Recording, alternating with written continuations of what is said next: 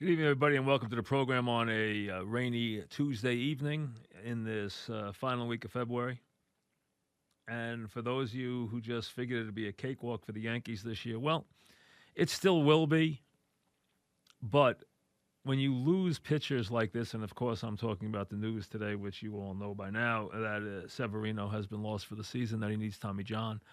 Um, and so many pitchers get Tommy John, and they come back as good as ever or better than ever. Some even come back throwing the ball harder than ever, but still, it's a long delay, and it will impact the season. And the Yankees now have been hit. There's no question. Now, their number hasn't changed. I'll get to that a little later, but they will overcome because of the fact that they still have such an overwhelming advantage against the teams, especially in the division. Uh, but have they been hampered a little bit? Yes. A Severino, a Paxson, who should be back at some point in the season, but guys like that, you need them to elevate your status if you're going to win a championship. You can win. The Yankees can win with regular season games with Loizaga. They can win them with Montgomery. They can clearly win them with Hap at a high level. Clearly win them with Tanaka, as you know, and Cole will come close to, Cy Young level stuff this year. I don't think there's any doubt about that. But where you need those pitchers is in the postseason to elevate your play. And like I said, the Yankees can use an opener. They can go to their very, very well-stocked bullpen. They can make trades. They can bring kids out of the minors. They can do everything they need to be able to get 5 innings out of somebody and move on in a regular season game. Where they'll be definitely hurt with Severino is not having him for a postseason start, not having a guy who can be on a certain level in the postseason.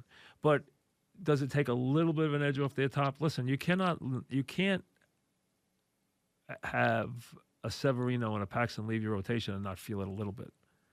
But they have such a wide gap this year, more so than they've had in recent years, that they'll be able to overcome even these situations. And again, it's amazing that they still have to deal with the injuries so much. The injuries continue to plague them as they did all last year, but we'll see how far that goes this year as to how many regulars find their way to the injured reserve this year compared to past years. A couple of things, and then we'll get to some basketball with John Rothstein. We'll be on a fan at 6. Debate tonight, and if you like this, if you're interested in the politics at all, if you care about who's going to run against President Trump, then tonight's one of those special nights. It's one of those pivotal nights. Because you're to South Carolina, and Super Tuesday is right around the corner. This is a real primary. There's been no advance voting. There's no caucuses, which are awful and meaningless. It's a real primary. It's a very diverse population. The black vote's very important. And so this primary will, and it's got to be Biden's stand. Biden has to win and win by a decent margin against Sanders here, or he's pretty much dust.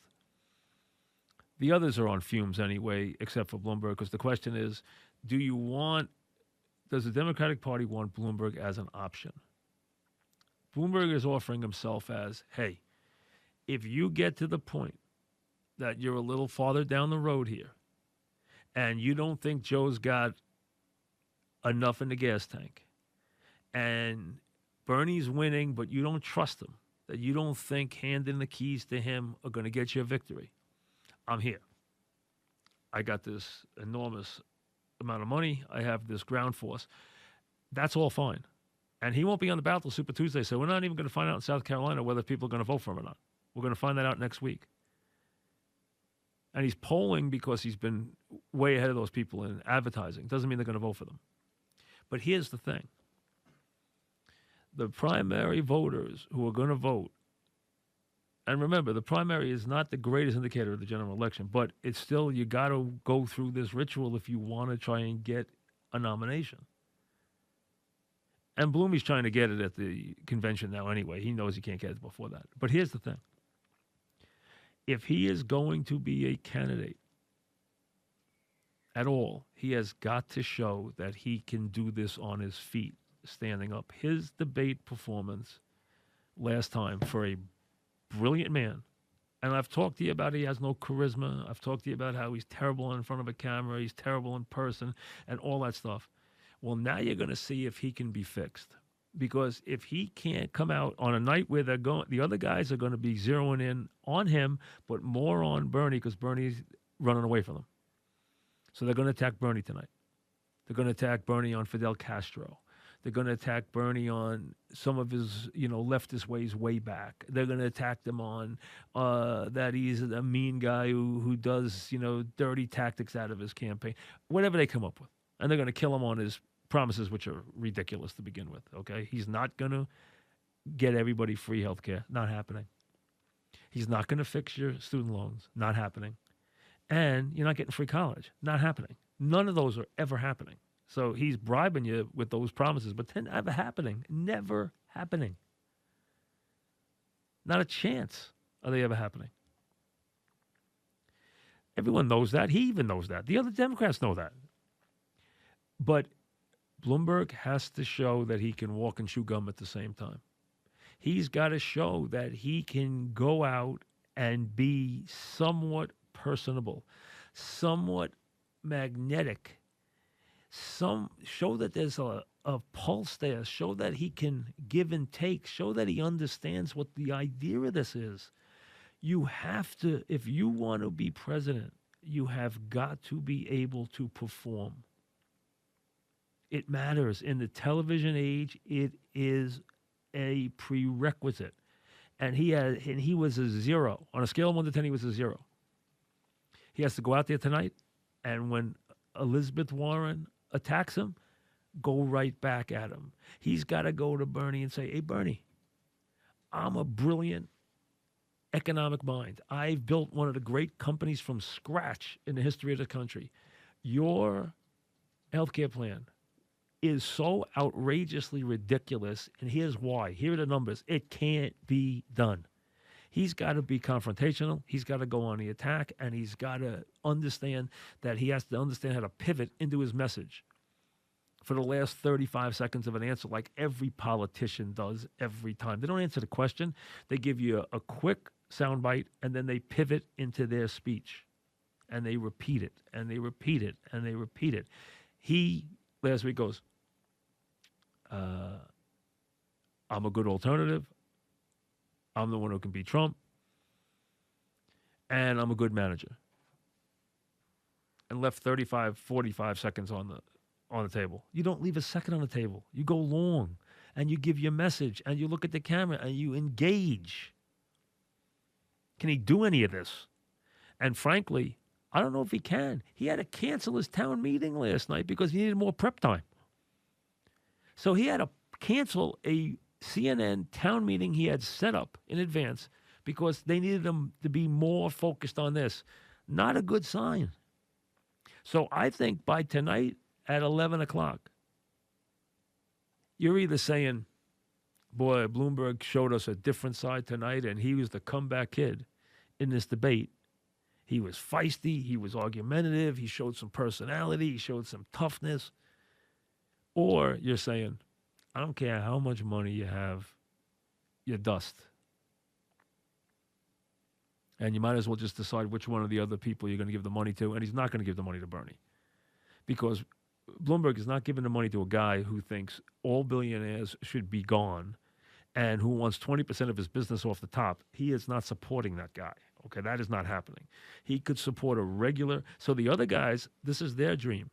If you're Mayor Pete or even if you're Biden, you're sitting there saying, here's what I want tonight. I want to put a hole in Bernie, and then I don't want to put too big a hole in Bloomberg because I want him to come off this, realize he can't win, and say to me, you got my resources. I'll bankroll you the rest of the way. Because Bloomberg wants to beat Trump. And he's willing to bankroll the guy he thinks can beat him. Biden needs a bankroll. But he's first got to prove that he's got a pulse and that he can win He's probably going to win South Carolina, but he's got to win it by a margin. He can't win it by, 25-23. It can't happen. And then Warren and Klobuchar and Mayor Pete have got to decide how long they want to push this. And they'll probably all push the Super Tuesday, but they all have no chance. Mayor Pete's doing this for the next go-around. He's building a brand, and then he'll go away, and he'll start to get ready, and he'll go meet with rich people and try to fund the thing for 4 years from now. He's going to be a player again down the line. I don't think there's any question. Klobuchar's not. She could be a VP, but she's not a vice. She's not a president. Warren, nobody would want her as their VP, so she's not going to be anything but back in Congress, or back in the Senate. So the bottom line is, Warren had a great debate last time. Great debate. She got nothing in the polls. Zero. Did nothing. She got nothing out of it. She got nothing in Nevada. She got nothing out of it anywhere. So it didn't work for her. The other ones are dust. The question is it just Bernie by himself, which it could be by this weekend? Does Biden now have a life? Or does Bloomey come out of this and he's a candidate? Which means then it's either Bloomey or Biden against Bernie the rest of the way. That's all that's left. Mayor Pete can hang around for a while, but he's not getting it. He's not getting it. Mayor Pete can't finish fourth in South Carolina, and he's going to finish a distance fourth at best and have anything. It's not happening. And he's going to run out of money on Super Tuesday.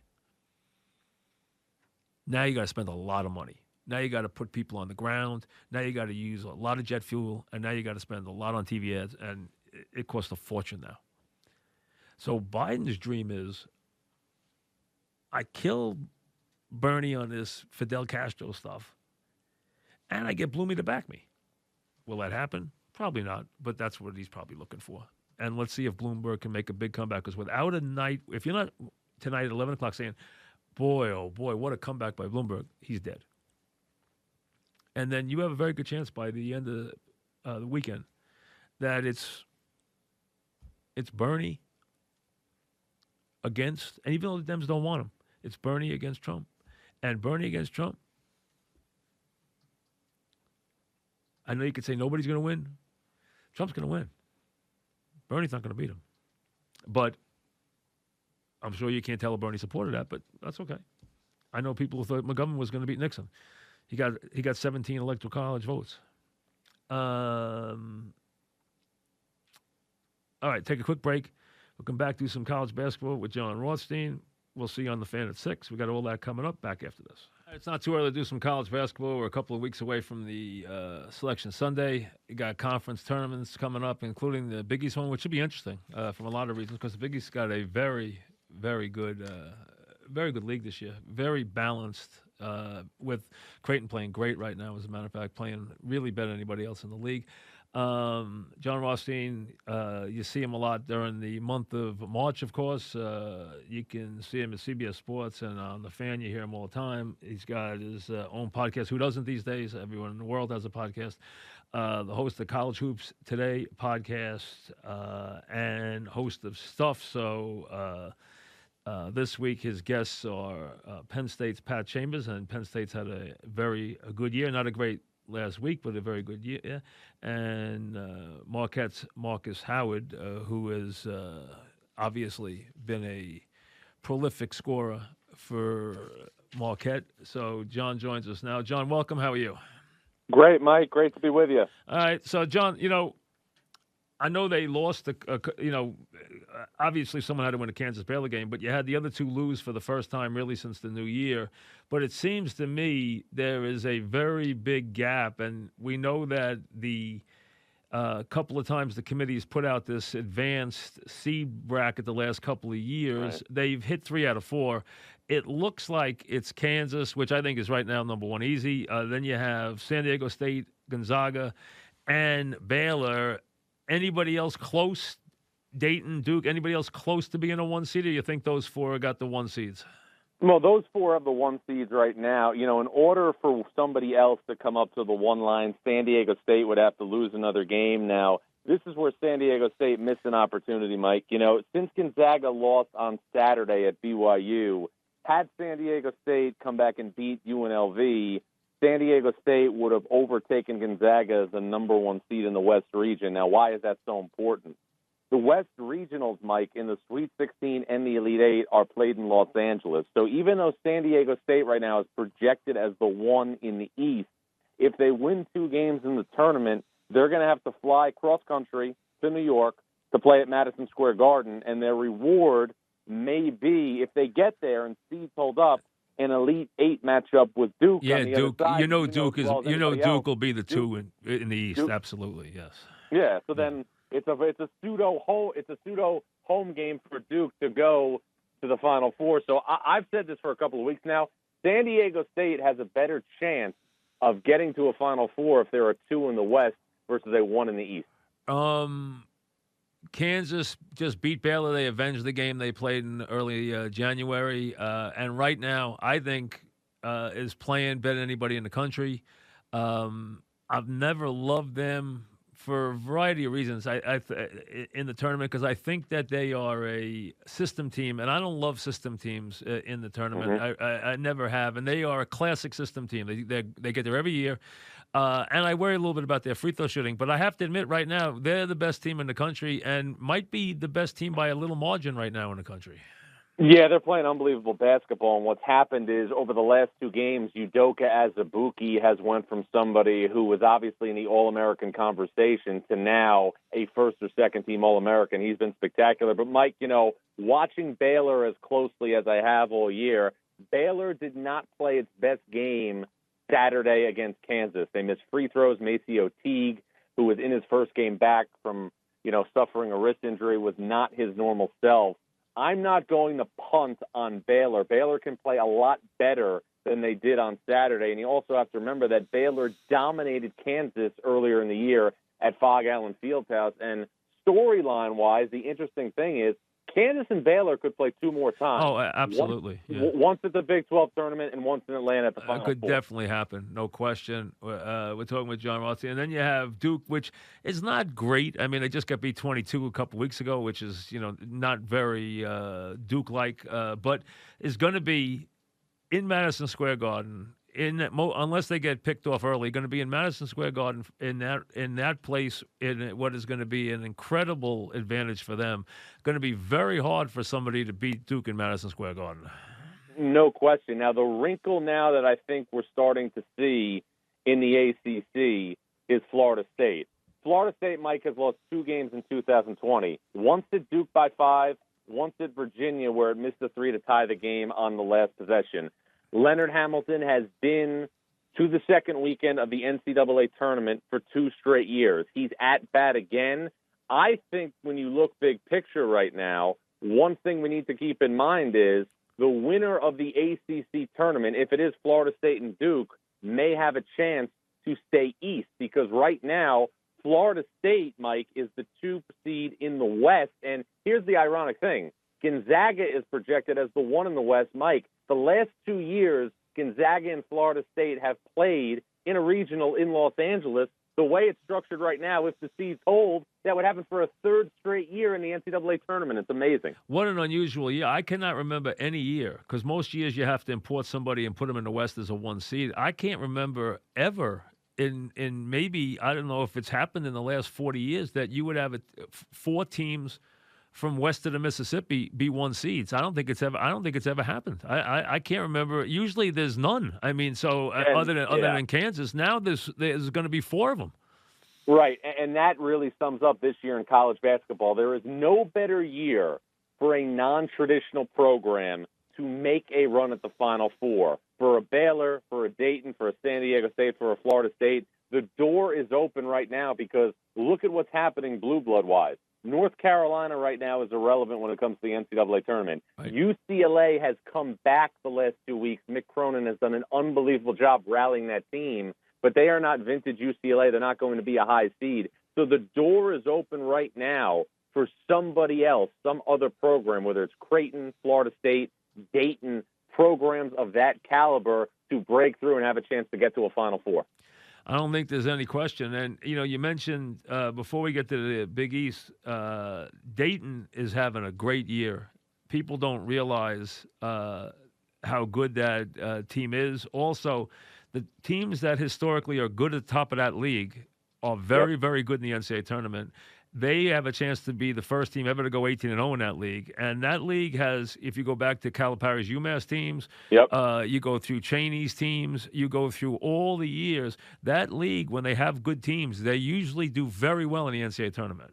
Well, and Mike, the interesting thing is I think when you look at this Dayton team, it's the Atlantic 10's best chance to get to a Final Four since the team that Chris Mack had at Xavier in 2012. That was the team, if you remember, that got into that fight with Cincinnati 8 years ago, and they wound up going to the Sweet 16. They lost to Baylor. This is the best Atlantic 10 team we've seen in quite some time, about 8 years. And here's the difference. This is what people need to understand. Dayton did go to the Elite Eight under Archie Miller in 2014, but, Mike, they were an 11th seed. Dayton, if San Diego State loses again and Dayton wins out, Dayton is a major player to be the fourth number one seed. Mike, they've lost 2 games this year. Neither were in regulation. One was against Kansas in Maui in overtime. The other was a buzzer beater against Colorado in Chicago. I was at the game where Dayton had control of the game late and gave up a 3-pointer at the buzzer. So think about that. Dayton has not lost a game in regulation this season. Unbelievable. We're talking with John Rothstein, and the Big East is good this year. I mean, Villanova's not as good as they've been, especially late in games. Seton Hall has slumped a little bit late. We know that, but they came back this past week. But the middle of that league, you're going to have a lot of teams between the 3 seed and the 5 seeds. Between those 3 lines, you are going to have a lot of Big East teams. And I think the team playing best right now in the whole league is Creighton. I think Creighton has gotten red hot. They've had great wins. They're blowing people out. It'll be interesting to see how they finish because Seton Hall has to finish Villanova, Creighton. And you're going to have a lot of teams be 3, 4, 5 out of the Big East, and all of them could do some damage. Well, no doubt about it. And, Mike, here's the interesting thing, and Greg McDermott is one of the great offensive coaches that we have in the sport. Creighton is not at its best, and they're an offensive-minded program with a traditional 5-man. So what they've done is they've played at the 4 and the 5 with a couple of hybrid forwards. Damian Jefferson, Denzel Mahoney, a transfer from Southeast Missouri State, and also a young man named Christian Bishop. So, Mike, because all these guys at the 4 and the 5 can pass, dribble, and shoot, you can't play them with a traditional center because it exposes the mismatch. Now, they give up the posts up on the other end of the floor, but they don't allow you to play with a traditional 5 because they don't use a traditional 5. So, offensively, I thought they've had the best perimeter in the Big East all season long. That was apparent very early. And, again, they're going to have to shoot exceptionally well to go to a Final Four because they don't have somebody they can throw the ball to in the low post. But that's a team that really in their sleep can get 80 to 85. A lot of people got on the Seton Hall bandwagon, and I thought got a little crazy when they started talking about them being a team that's going to win a championship. And listen, they're talented. We know that. But they have not played the Xavier game. They lost badly. They've had a couple other games they haven't played well. They've won a couple of games, and they won a couple of tight games, and they beat up on St. John's. Since they've gotten completely healthy and expanded the rotation, they seem to be missing something. So something's not. And then you got him criticizing his own players. I mean, criticizing how what they're doing in practice, how motivated they are. So clearly, he's got to cut it down to like 7 or 8 guys. He's got to get it down his rotation. Plus, he's got to figure out exactly who he wants to rely on that team. Well, and I think the big thing is right now, Mike, and look, Miles Powell looked like somebody in January that was on track to be the National Player of the Year. Mike, I was going over some numbers earlier today. In his last 4 games, he's 8 of 40 from 3. He over the last couple of weeks, has really struggled shooting the basketball, really since Seton Hall played Villanova and won at Villanova for the first time in '94. They have to get Miles Powell back offensively to the player he was in January to have a chance to go deep into the NCAA tournament. But here's the thing, too, geographically, you have to remember with Seton Hall, and this is why Seton Hall's closed, which includes a regular season finale at Creighton, which could be for the Big East regular season championship, is so important. If Seton Hall, Mike, can do the damage it needs to do at Madison Square Garden, Seton Hall would be in position to be the 3 seed in the East, which means you go to Albany for rounds 1 and 2, and then if you win there, you're on that other side of the bracket playing Duke in the Sweet 16 at Madison Square Garden, and that would be that bottom half of the East region. If not, that could fall to Villanova too. So I Yes, mean, yes. and either one is going to do. Villanova would even, I think, bring more people to the Garden than Seton Hall would. So I mean, considering their prowess now, Villanova has played a little better lately, but they've had so much trouble finishing games this year because they just don't have that elite guard who can just dominate the way he wants it done. And they've given away a lot of leads. That they're a little iffy down the stretch of these games, but they seem to be getting a little stronger now, and they're dangerous. And you know, they know how to win these games too. I mean, that's the one thing. So this league is wide open. I think I could see any one of those three teams, and I'm not going to put Xavier Butler in that level. I think one of those three will win the Big East, but I think any one of those three could win it. No, I'm with you, and you're right. Colin Gillespie has done an unbelievable job for Villanova in the backcourt, but Mike, he is the only guy they have off the bounce. I remember this is like Calhoun's team, Mike, that lost to George Mason. Remember 14 years ago, Marcus Williams was their only true guard, and he played with a bunch of wings, and nobody else could break people down. They only have one breakdown guy. When you think about Villanova the last couple of years, he always had Brunson and Archie Diacono together. He had Brunson and Phil Booth together with DiVincenzo sprinkled in. Right now, Jay's got a team with a very, very good college point guard in Colin Gillespie who's having a great year. But then he's got a team of wings around him. The freshman Justin Moore has done a nice job around them, but they are a team right now that's more of a face-up team than a breakdown team. And you can see from the NBA how good Brunson and DiVincenzo were. So, I mean, they're real players. So you knew that. I mean, and that level guard makes a big difference. And even having Bridges, I mean, you know, with what he gave them. So you're right. I don't see them. I don't think this is a classic Villanova team. I don't think it's a Final Four team. But I'm not sure. I have to see more from Creighton. I love what Creighton's doing, but I don't know if they're tough enough defensively to get to a Final Four. But I would give Creighton I think more of a chance to get to a Final Four than either Seton Hall or Villanova myself. I just think that they could be harder to play against. Yeah, well, that's a great point, and that's why the matchups in this NCAA tournament are going to dictate so much of who advances, because Creighton is a team that, again, would have a very difficult time guarding somebody like an Azubuike or a Garza from Iowa, a dominant low-post scorer.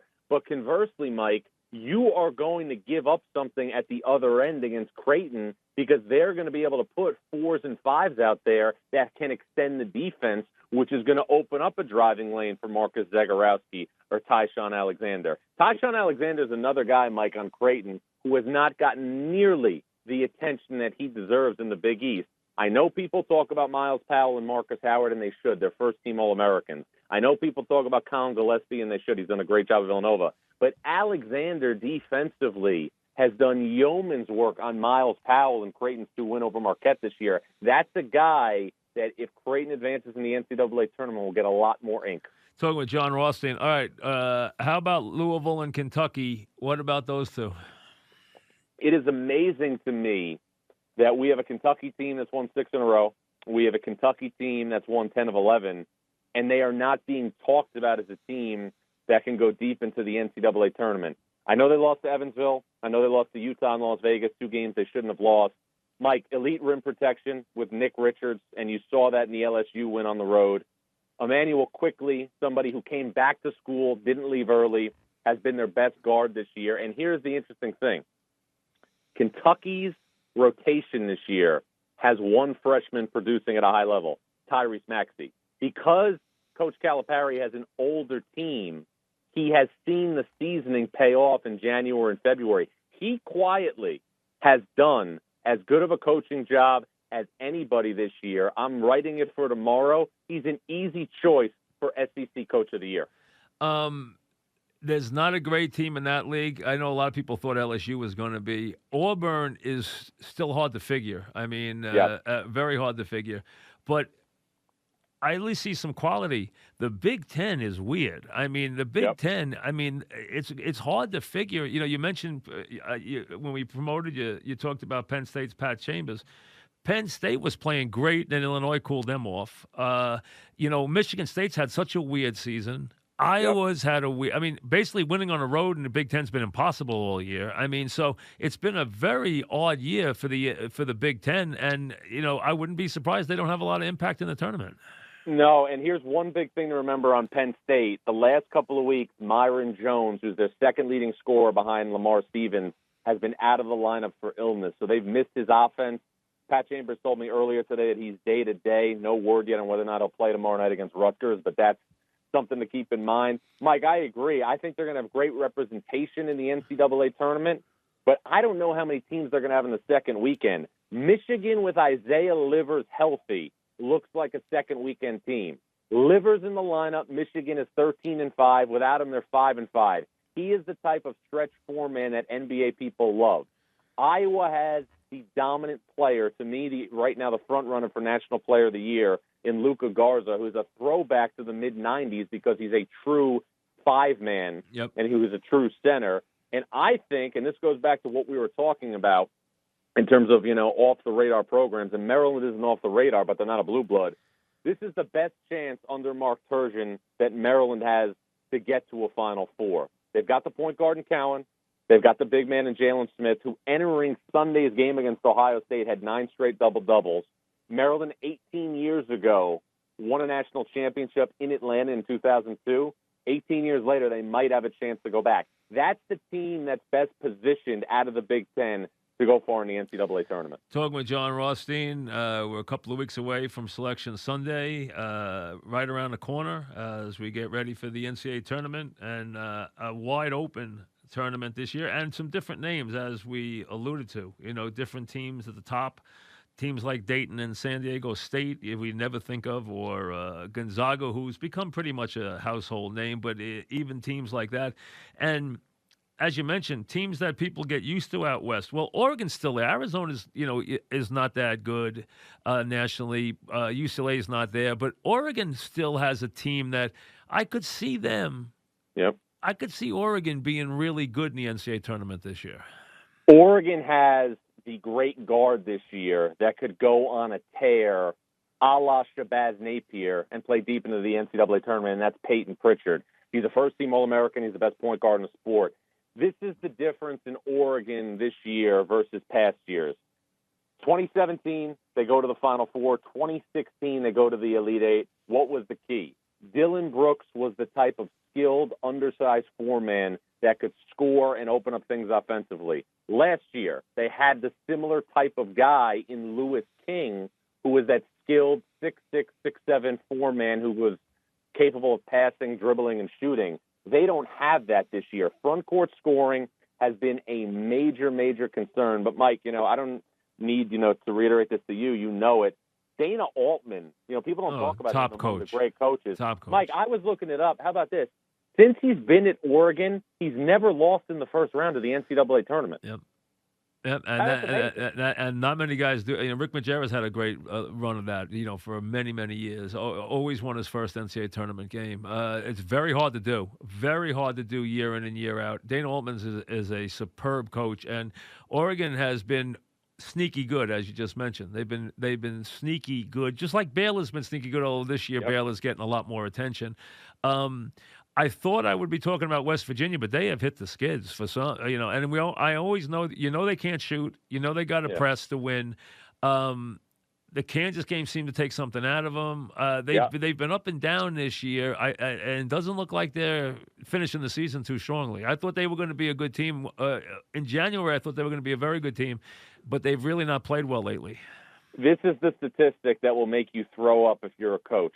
West Virginia on the season, 348 assists, 413 turnovers. It's tough to win big when that's your assist-to-turnover ratio as a team. Yeah, especially when you turn people over all the time. I mean, that's what you do, but you can't turn the ball over yourself. I mean, that's obviously, listen, they live on that press. We know that. They're going to play good defense, but they have cooled off. And, Wichita State is my team. But the point this year, I have to admit, they are not on that level. They'll get in the tournament, No. but they're not. And Houston embarrassed them when they played them. I mean, beat them the first time, then killed them the second time. He'll get them in the tournament, but they're not vintage Wichita State. They're not the Wichita State we got used to that with Van Vliet. They're just not that type of team. No, and I think, when we start talking about those types of teams, you start to talk about teams that could break open a bracket in the second round of the NCAA tournament. I have always loved the Saturday, Sunday of the NCAA tournament more than any other 2 days because you have the opportunity to have teams who are off the radar get 4 or 5 days of extra attention, extra publicity, and you have a chance for the mid-major to do the same thing. Thinking about teams that could maybe pose a problem for a Dayton, for a San Diego State, those types of teams that are going to have to win that second game, and you know that, to validate their great season. I'm looking at Houston. I'm looking at Texas Tech. I'm looking at Wisconsin as teams that could be good teams. In the 8-9 game, Mike, and then be playing Sunday, 2 o'clock CBS, and have to win that game against the San Diego State to play spoiler. Wisconsin did it a couple of years ago, the year after Villanova won the national championship, and people have told me this. I was talking about it with Phil Martelli recently. He said when he had that team in 04 at St. Joe's with Nelson and with West and everybody, he knew if they didn't win the second game, the season was a failure. No, hey, listen, when you are that team that's having that crazy great year and you're a 1 seed out of nowhere, you cannot get beat before the Sweet 16. You cannot. And the first game's a gift. The second game is an incredibly pressured game because you're usually going to be playing a team from a big conference. Right. You're going to be playing a team that is not in any way intimidated by you in the least. And that is a huge game. I totally agree because you get no credit for your season. Your 30 wins go down the drain if you don't win that game. And that St. Joe team you mentioned with the great guards that obviously, and I know the other guard, the side West has had a lot of trouble, right? He's had a lot of issues, right? Of trouble. Yeah. Lot of trouble. But that was a fun team. That was a fun team. That was really. And Martelli, hey, how does he like being an assistant coach? Phil's really happy in Michigan. He loves Juwan Howard. It's obviously different in the sense that now he's at a school that has all the bells and whistles, that has all the things he didn't have at St. Joe's.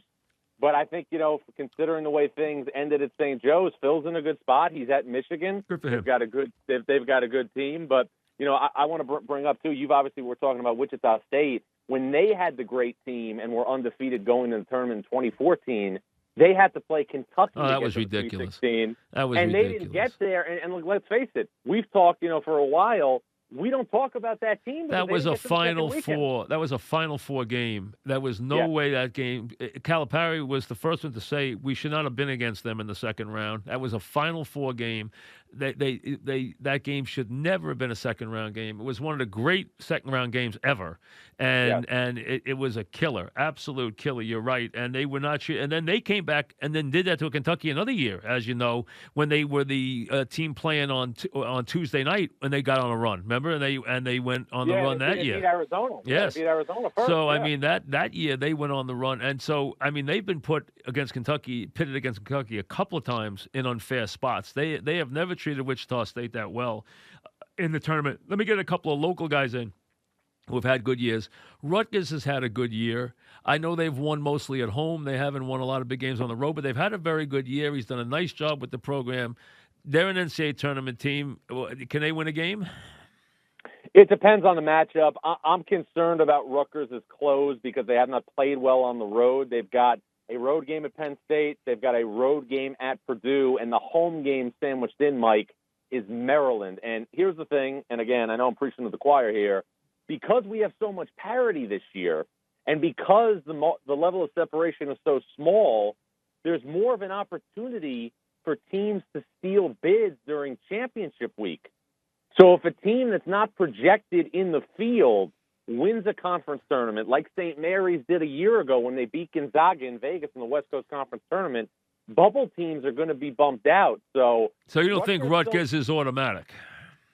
If Rutgers loses against, obviously, Penn State, they lose at home against Maryland and other things happen, the bubble's going to shift. Rutgers has got to win some games here down the stretch. Now, is Hofstra going to win their league?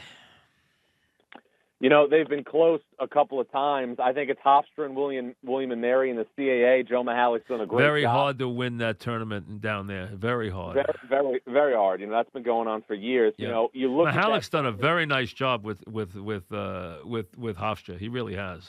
And he's lost great players, and they've remained at the top of the league. And he'll be the first to tell you. And Mike, in doing this now for getting close to 2 decades, the one common theme that coaches always tell me, they say that the greatest pressure in college basketball is when you are a heavy favorite in a mid-major conference tournament.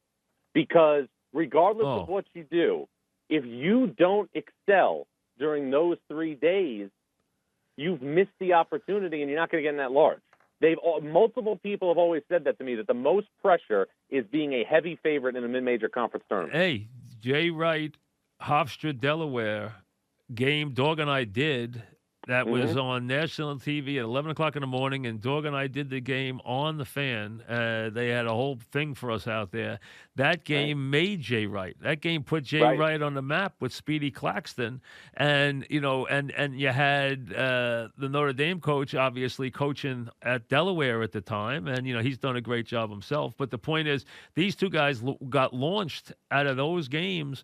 That game was critical. You can't have that career unless you win. When you have that player, when you have the team in that league, you have to get to the NCAA tournament. And I understand a lot of times you'll get put in a 3-14 game and get creamed, or you get put in a 2-15 game and get creamed. I understand that. That's part of the deal, okay?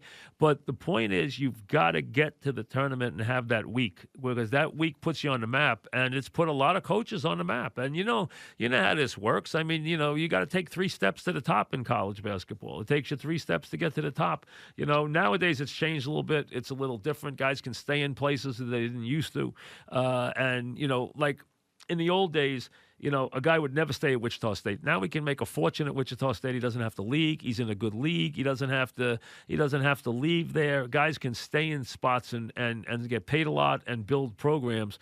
And that's all changed because of the TV and everything else. But that wasn't the case in the old days. You were always trying to run to the big league, and you had to make your move, and you had to, and you had to win that game. And there is a lot of pressure. There's been a lot of pressure on Iona in those games, and they've always come through. And year after year they've come through. And a lot of times they get the wrong teams in the tournament. They have the wrong style in the tournament anyway, because they're going to play fast and loose, which is hard to do when you're going to play a more talented team. But you're right. Those are the ones. And then if you can somehow get a win in the NCAA tournament, well, now you're going to have 10 jobs. Right. Well, hey, where's Beeline going to go? Where do you think Beeline's going to coach next year? We all know it. Where's I could see Beeline in. I could see him in Boston College. I could see him in. I could see him in Texas if he leaves. I don't know if he's going to leave or not. I don't know what's going on there, but he hasn't been. I know they're not happy with him there, but I could see him in Texas. I could see him in Boston College. I could even see him at DePaul. So, I mean, and there's probably 4 other jobs I'm not even thinking of, but I got to figure he's going to be right at the top of a lot of people's list. Yeah, this is what I'll tell you from talking to people close to John Beeline over the last, couple of weeks since everything happened in Cleveland. John Beeline had told people close to him recently that he didn't think he would go back to college because he didn't want to recruit. He loved just coaching basketball. Yep. He didn't really have any energy left for that side of the business. Now, that might have changed since obviously I think he realized listen, we all know why he left. He was really upset about a couple of recruits. We understand. And that, as I said on the air to people, having done this for 40 years, the thing that every great coach will tell me, I don't care if it's football or basketball, who are great college coaches, they'll always say the same thing. If I could just go to practice and do the games, I would coach forever. They don't want to go to dinners. They don't want to recruit. They don't want to deal with alumni. But if they could just go to practice and the games, Aaron Parsegan, who's passed now, told me, if I could have just coached the games, coached practice in the games, and they had left me alone, I would have coached forever. But the other stuff just wears you out. The recruiting wears you out. when you get the wrong kid, the kids came to him. He didn't have to go recruit the kids. I mean, they came to him, but getting the wrong recruit, getting a bad recruit wore him out. Or a kid who got in trouble, let's say, when they did have a couple of incidents late.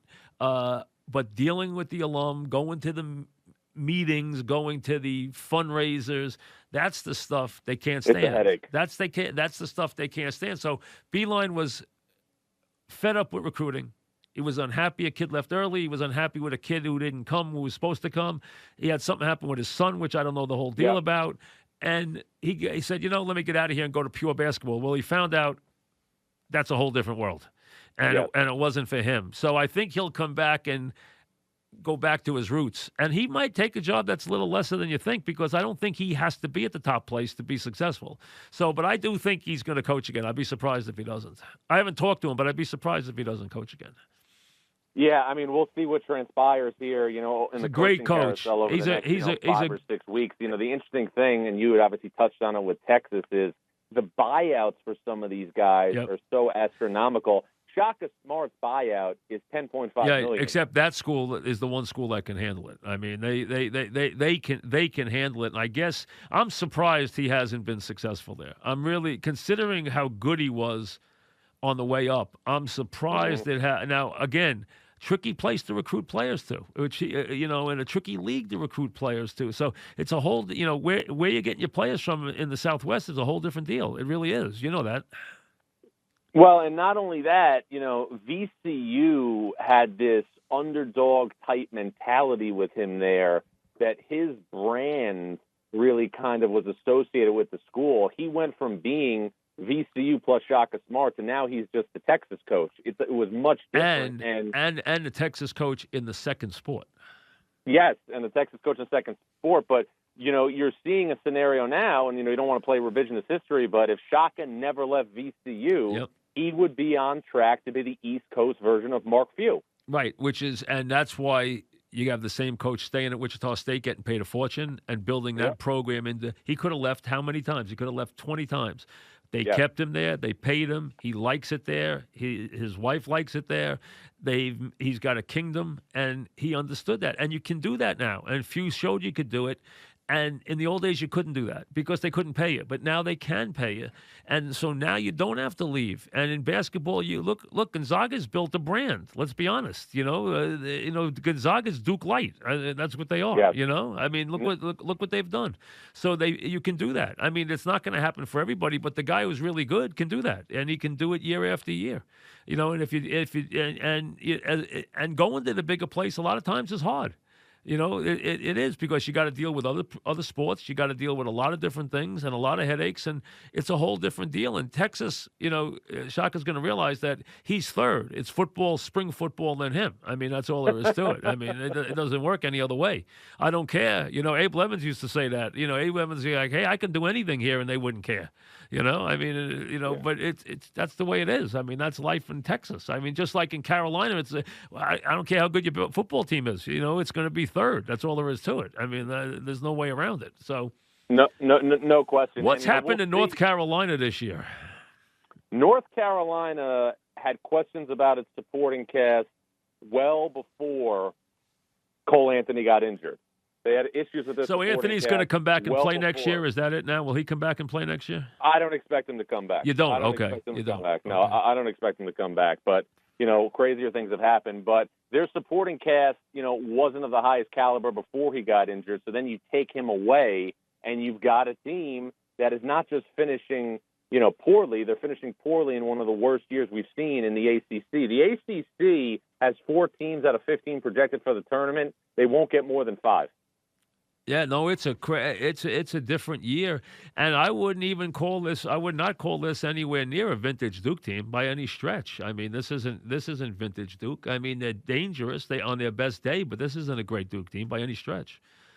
No question. No question. There aren't any really great. Although I have to admit, Kansas right now, in every way, as long as they're going to make their free throws, and they shoot 67% for a team, they do have a couple of guys who will make them, though, which is critical. They got to get the ball in the right people's hands. But they are pulling away a little bit, in my mind, and they're doing all the little things that you need to win a championship, and They have the analytic numbers that you need to win a championship. They have those. They have the numbers that champions have had the last couple of years. So from that standpoint, they're a very dangerous team. I don't think there's any question. No, definitely.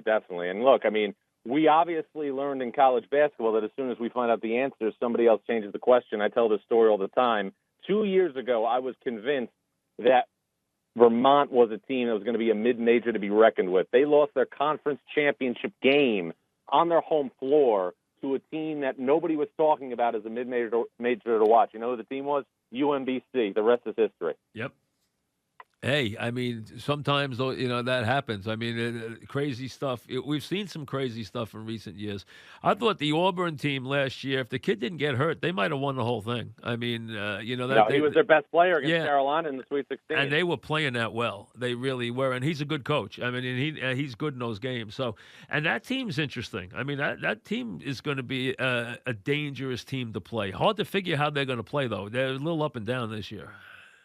Yeah, no, they definitely are, and they're a team, too, that hasn't had Isaac Okoro in the lineup. He's been their best defender this year, and their defense hasn't been the same, so they're trying to kind of recalibrate themselves now as we get ready for the home stretch. They're lost their best defender. The defense hasn't been the same. So as far as leagues, Big Ten's going to get the most teams in, right? Big Ten's going to get the most. And I don't think they have a Final Four team. With all those teams they're going to get in, I don't think any of them are that good. Potentially Maryland could make it. That we have to wait and see on the draw. Maryland's the one team I think that stands out from the rest. And then, you look at the other leagues. The ACC has Big East is going to get, what, 7 in? I don't know if they'll get 7. I think that they'll get 6 safe. I don't know about 7. It depends what happens with Providence. The Atlantic 10, I think, is in position to have 2 or 3. The Pac-12 has had a nice bounce-back year. I think what wind up getting 5. Right. And then, you look around the rest of the country, the Big 12 will have 4 or 5. The ACC, as I mentioned, will have 4 or 5. Right. SEC, I think after. And the American will have 3. Potentially. Yeah. The Americans, another team another conference where they have bubble teams like Cincinnati and Wichita State playing essentially a play-in game every time they play because they're on the bubble. No, Wichita State has to get in. They played 2. They were ranked all the first 2 months. They have to get in. I know they haven't played great of late, but they have to get in this year. They have to get in. Yeah, no, I think Wichita State. I'd be shocked if they're not in the tournament. I'd be very surprised. I really would. I would be surprised too. But again, that's why I'm waiting with bated breath for championship week because there's going to be teams that are in a situation now that they're not projected to be in the field. So you think the best team in the Big Ten is Maryland? Yes. And you think the best team in the Big East is whom? Right now, I think Creighton's playing the best. I think the top 3, though, are pretty clear. And you think Florida State's the best team in the ACC? What do you think, Duke? I think on a neutral court right now, it's Florida State. And SEC? Kentucky, easy. All right, and obviously Big 12. You think it's Baylor over Kansas, right? Kansas is playing better right now, but I'm not punting on Baylor because I know they can play better than they did on Saturday against Kansas. How many teams do you think can win the national championship this year? Wow, that's a tough one. It usually isn't more than 10. Yeah, I would say right now you might be able to say a dozen. A dozen, that many. Oh, that's a lot. I'd say 10 to 12. Yeah, 10 to 12. Do you think Dayton can win the national championship? Yes, because Dayton is going to have a lot of times they play the best player on the floor in Obi Toppin, who is similar in his game with the way he plays from a high percentage spot to Amari Stoudemire. Do you think Seton Hall can win the national championship? Things would have to break right, but it's possible. I know they can get to a Final Four. Do you think Nova can win the national championship? Don't know if they have enough to win a national championship. I think Villanova, if things broke right, could get to Atlanta. I don't know if they have enough to win 6 games. You think Duke can win a national championship? Yes. Okay. And obviously, I'm not going to ask about the 1 seeds, but your sleeper team to have a long run this year is whom? When you say sleeper, how deep are we going? Well, give me someone who is not a top 3 seed. Not a top 3 seed to go deep, to have a chance to go deep. Yeah. You mentioned Oregon. Michigan is also obviously in the mix there. BYU is starting not to be a sleeper after their performance, and I think 2 teams that that are going to be dangerous, that are off the radar in that 7, 8, 9 range is Wisconsin and Houston. Houston's playing really well. Listen, thanks very much, John. We'll do it again. Thanks. I appreciate it. Great talking to you, Mike. All right. John Rothstein, CBS Sports, on The Fan, College Basketball Insider. He's on the CBS Network all the time. You know, you see him everywhere during March. Back after this. Mike's on. He's ready to go. On The Fan, New York Sports Radio. Mike's on. Mike's on. He'll get you the sports any way that he can.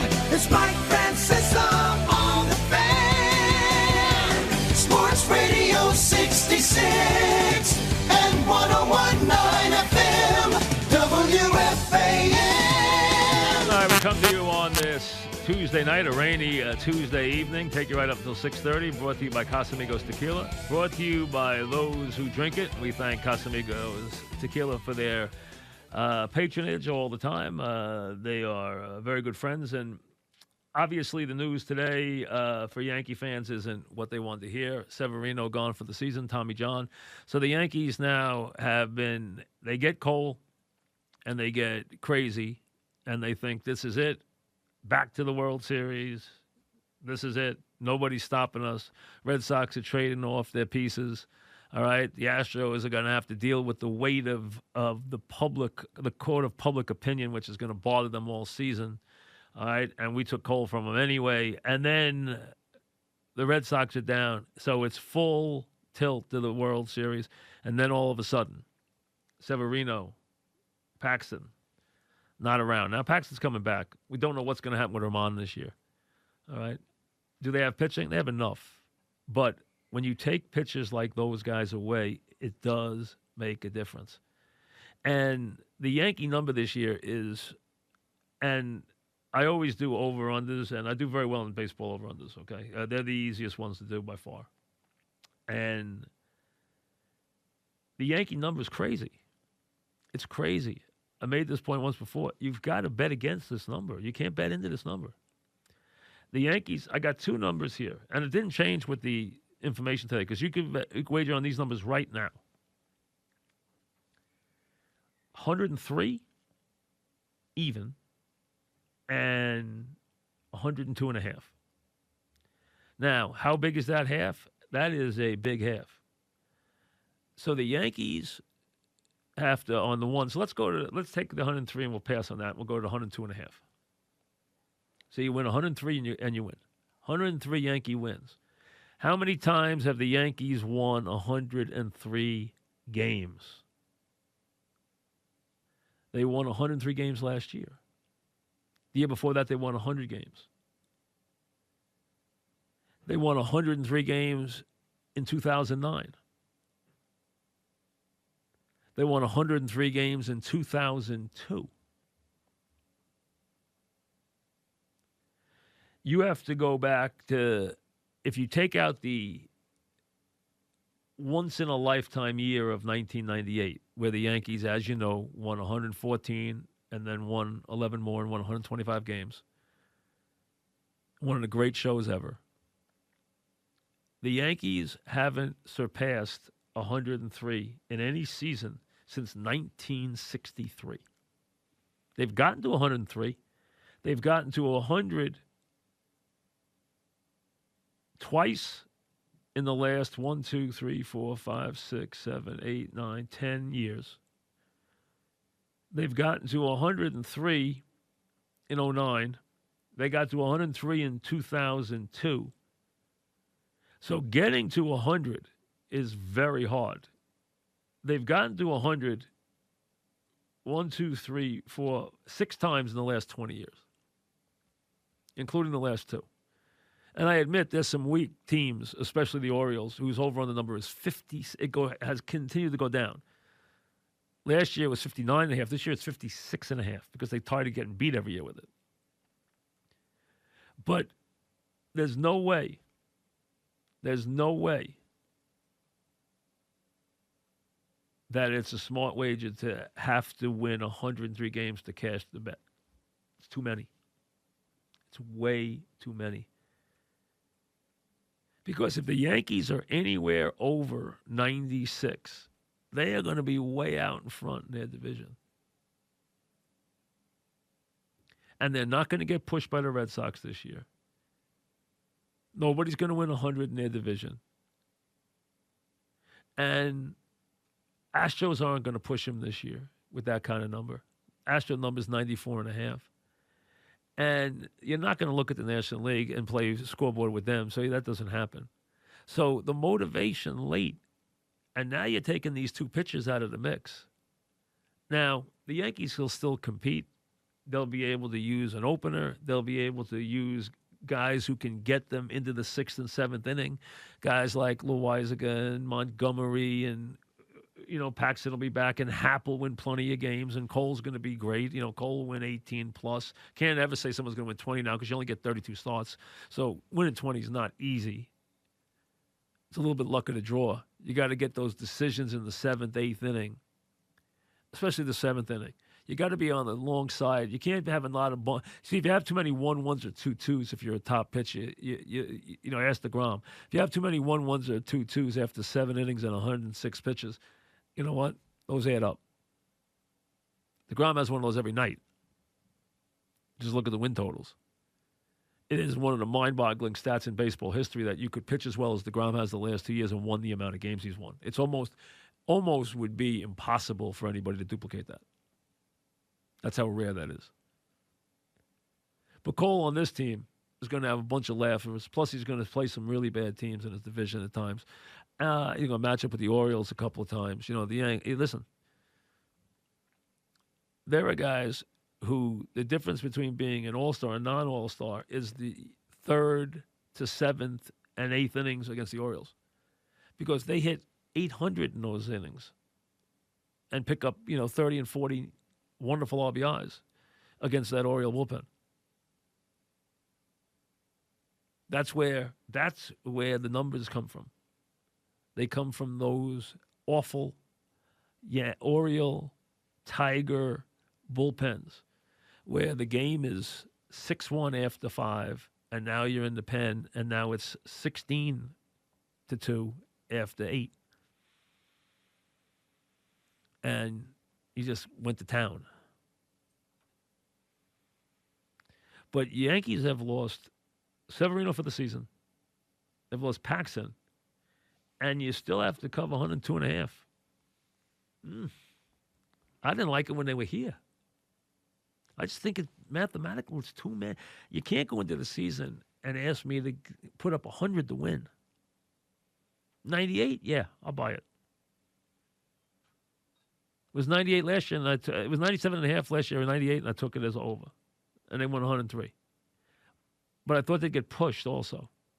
This year, I'll wait and see. I won't take them as an over. I have to think whether I'll take them as an under. I'm not sure. But I'll think about that. But I definitely won't take them as an over. Not at 102.5. And I would not touch the Dodgers either at 101.5. I've never seen in my life of doing this, I have never seen a number at 100, ever. The 98 Yankees weren't at 100. No one of those great Yankee teams were at 100. High 90s, yes. 97, 98, 98.5, yes. 100, I don't remember it ever being 100. Now, how big an impact will it have on the regular season? Not as much as you'd think. It could have a big impact on the postseason. Because most nights, 8 nights out of 10, they can throw anybody out there and still win the game with their bats and their bullpen. They can still win the game. They can even spot the starting pitcher 2 or 3 runs and still win the game. So they don't have to have, but in the postseason, when you're trying to elevate against good teams, and when you're trying to finally win a title, the Yankees are trying to do things this year they haven't been able to do. They've finally been able to get back to 100 wins. They've done that the last 2 years. But they haven't been able to get back to the World Series. And when they go back there, they'd like to win it, thank you. They want to go back there just for the sake of going back. It's been a long time since the Yankees have held that meaningless trophy.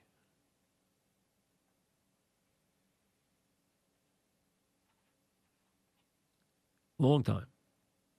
2009 is a long time ago. And then to realize before that, it was 9 years before that. So once since 2000, once. This is 2020 now. For the Yankees, for the proud Yankees, that's a long time. But bad news today, Severino gets Tommy John. So the Yanks obviously will be looking for another arm from within, from without, whatever. They have plenty of time to get something done. As you can see, didn't affect anybody's opinion of what they would do in the regular season, nor should it. Make it a little tougher, though. A little tougher without Severino to get to 100. It was going to be tough anyway. Getting to 100 is always tough. Never easy. Never easy. How many times have they been over 103? Since 1963? Once. Back after this. Whenever Gettleman speaks, and it's rare when he does, you come away with, why'd you bother? Because usually either he says something that's just ridiculous or he's just saying things just to say them. And he gave you the we're open for business, which you already knew. The problem is, though, they're open for business, but nobody's going to need their business. That's the problem. It's like Mocha Joe and Latte Larry, okay, if you've been watching Curb Your Enthusiasm, okay? The Lions are going to be open for business right next door with the number 3 pick. So look at the quarterbacks this way. And if anybody thinks that they're going to take a quarterback at 4, the Giants, okay, I got a bridge to tell you. The Giants are not taking a quarterback, okay? If you think they're taking a quarterback, then it would show that they just completely have they've already showed you they have no concept of how the cap works and how you're supposed to build a team and how you're supposed to command your assets in this day and age. But if they were to draft another quarterback after what they did last year, it would be the dumbest thing in the history of mankind, okay? So especially one, if you'd be talking about taking Tua at that pick, a guy who has at least short-term injury issues. And he just took a quarterback at the top of the draft. Now, so you know that's a bunch of, you know it's complete nonsense. But what he wants to do is he wants to trade down or at least think someone's going to bring him a king's ransom, but you don't have to. And it doesn't pay to do it anyway. Burrow is going 1. We know who's going 2. So now you're at 3. And if you're a team that is salivating for the quarterbacks, namely Tua, I'm going to figure over Herbert, but a lot of people like Herbert too. Lions are there at 3. Lions can't deal Stafford. They could take Tua, but if they do that, then how did they make their team better in a year where Patricia's got to win to stay? He can't do that. If he does it, he's pretty much cut his throat, because how are you going to get better if you got 2 players at the same position? So that's not happening. So the Lions are open for business at 3, and that's where you're going to have to do business, because how does it help you to go to the Giants at 4 when the other team can go to the Lions at 3 and get the player you want? Now, at 4, you're open for lesser business if you're looking for the next quarterback. Tua goes 3. You're trying to keep Herbert from going 5. Now you're open for a little business. With Tua, you're open for big business if it wasn't for the Lions sitting there at 3 and looking to be open for business. Yes, you can keep, if whatever quarterback, let's say someone doesn't trade up for 3 to take Herbert, which I guess is possible, but unlikely. You wouldn't have to do that because the Giants aren't taking a quarterback. So if you let someone trade up to 3 and take Tua, Giants pick, they're not taking a quarterback. And then you take who you want. Then the Dolphins will take who they want at 5. Or you can trade to the Dolphins at 5 and get the quarterback anyway. Because the Giants, if you leave them there, they're not taking a quarterback. So if you want a quarterback, the Giants are not taking one. You can run that gambit. It's not happening. Now you can say, well, I'm going to trade up to that pick. Maybe. But how many people are going to trade up that high to get him when somebody just made a trade that was looking to make a trade, made a trade to 3? So the team in front of you is open for business and has a quarterback that they cannot trade without taking a massive salary cap hit. So the bottom line is, I don't see how the Giants are open for that much business. One slot. If they were sitting third, they're open for big business because there's a lot of teams want to get up there to 3. And I think the Lions, if they're open for business, are going to have a lot of business, especially if Tua shows everybody he's healthy. And the Giants, if they pick at 4, which is the most likely thing they'll probably do, they're not taking the quarterback, folks. We all know that. There's not a chance in the world because what would they do with both of them? I mean, that would just show you that they just are completely clueless at that point. And I'm not against. Listen, I think Tua's going to be the better player, but the Giants already made their bed. They already picked their quarterback. They cannot go back on that now and bring in a guy who may need a year to be healthy. They cannot do that. And I wouldn't take. I don't know. I'm not in love with Herbert, so I'm not taking him there. So would I take Tua over any of these quarterbacks? Yes, I would. If I knew he was 100% healthy and I feel good about his future, then I would take because I think he's going to be that good. But Giants aren't going there. For a player who's been hurt that many times, I mean, come on. Utterly ridiculous. So you can hear all this nonsense, but the bottom line is they could possibly have someone trade up ahead of them, a couple of slots, if it was for the third quarterback, which I'm going to figure is Herbert of the 5. They could all go in the top 5. We know that going in. I think the interesting thing is going to be what happens after you get the 1-2, which you know you're going to get. Burrow's going to Bengals. You know who's going to the Redskins. Now you're sitting there, and somebody is going to look to be getting into 3. I would think the Lions could take Tua and go for the future, but that finishes Patricia, though, if they do that. Patricia knows he has to win next year or he's fired. He knows that going in. So he cannot take a quarterback, but he has a quarterback. And he's got a pretty good quarterback. He just has to be healthy. I mean, the Lions led in almost every game they played this year. I think all but one they had a lead. You can look at a bunch of Lion games and say, how did they lose this game? How did they lose that game? So I got to figure they're going to be open for business there. And I think they would trade Stafford, but my understanding is with that contract, the salary cap hit is so massive, it is completely impossible for them to do that. So with that being the case, that takes them off the board. Somebody trades up to goes up to 3, gets Tua, and we take it from there. And then we see what the Giants do, which I believe will be take a player. Somebody could trade up and give them a little extra something, then they could take someone. But I think there's enough players there that would be very beneficial for the Giants. I mean, clearly, let's see what they do in free agency first. The way you look at it is the Giants have 3 premium picks in the draft, and they have the ability to sign 3 big-time free agents with the money they have. Realistically, 3 premium players. So they should get 6 premium players out of this situation. And if you can't get better in this league, when you're picking in the top part of the draft every year, and the Giants have been picking there every year now, there's something wrong. Because think about it. You are getting top of the draft guys in each of the premium rounds, and now they have a ton of money to spend. This shouldn't be that hard. Tony in Hoboken, what's up, Tony? Mike, great to hear you on the radio. Thank you. What's up? Rainy day, What's really up? nice. Brody, how do you think his offseason was for the Mets?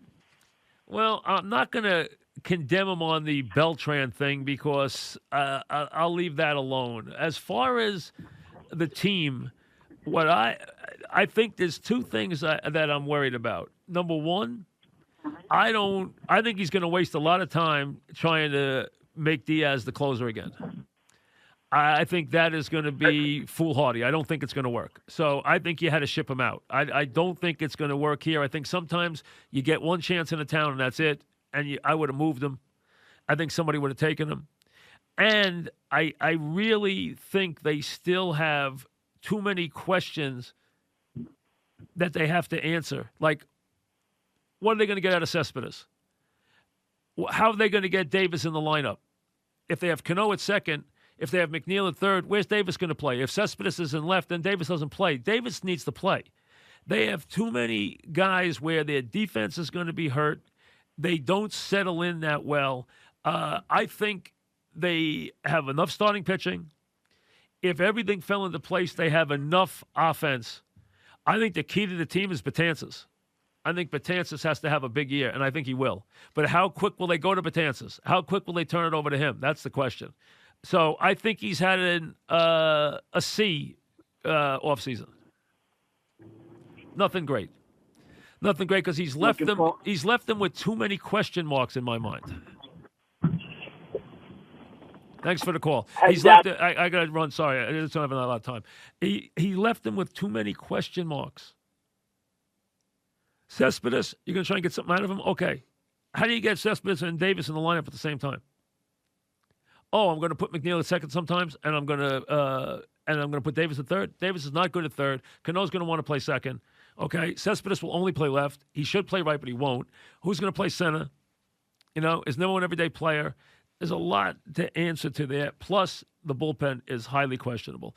And I think the biggest thing they did, the biggest plus, will be Betances. I think Betances could be enormous for them. Rich in Long Island. What's up, Rich? Hey, Mike, real quick, you were just talking about the draft. What about Rivers going to Detroit straight up for Stafford? In other words, wait a second. What do you mean? Rivers is a free agent. He's not. He doesn't belong to anybody. He's a complete free agent. Oh, all right. Yeah. So and they can't. And thanks for the call. They cannot trade Stafford. The salary cap hit the Lions would be so enormous. And Stafford right now, you'd rather have Stafford than have Rivers. So their problem isn't quarterback. Their problem is putting a team around him and keeping him healthy.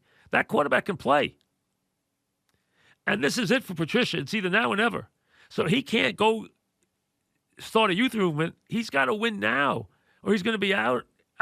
This is it. He's got 1 year to get himself back to either, back to respectability, back to a winning record, or he's not going to have a team. Casamigos Tequila sponsors the program, as always, brought to you by those who drink it. We'll see you tomorrow.